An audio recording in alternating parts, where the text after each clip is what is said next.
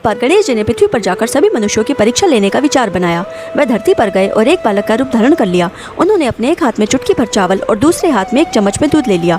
वे बारी बारी सबके यहाँ आवाज लगाने लगे कि कोई मेरे लिए खीर बना दे।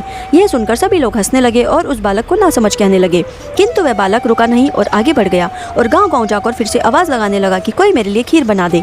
तभी एक बूढ़ी औरत जो अपनी झोपड़ी के बाहर बैठी हुई थी, उसने बोला, बेटा लाओ, मैं तुम्हारी खीर बना देती हूँ। तो उस बालक ने कहा, माता आप अपनी रसोई से सबसे बड़ा बर्तन ले आओ जिसमें मैं ये दूध और चावल रख सकूं।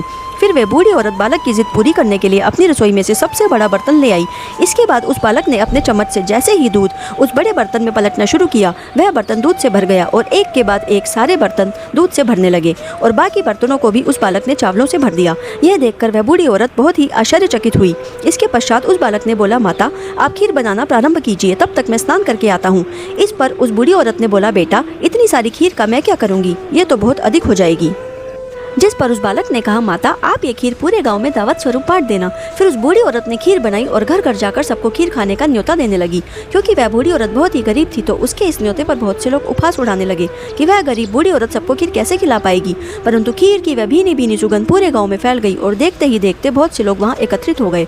रसोई घर में रखी खीर को देखकर बूढ़ी औरत की बहू ने खीर खाना प्रारंभ किया और खीर खाने से पहले उसने गणेश जी को स्मरण करते हुए कहा कि हे गणेश भगवान जी, भोग स्वीकार कीजिएगा। तभी वहाँ वह बालक स्नान करके आ गया और उसे बूढ़ी औरत ने बोला, बेटा अब तुम खीर खा लो। उस बालक ने कहा, माता मैंने तो खीर कब की खा ली और मैं तृप्त हो गया। अब तुम सारे गांव वालों को खीर खिला दो और स्वयं भी खा लो, और जो खीर शेष रह जाए उसे अपनी झोपड़ी के चारों ओर रख देना। बूढ़ी औरत ने ऐसा ही किया और रात होते ही वह सो गई। जब उसने सुबह उठकर देखा तो वह खीर से भरे बर्तन हीरे मोती सोने जवाहरात से भरे हुए थे।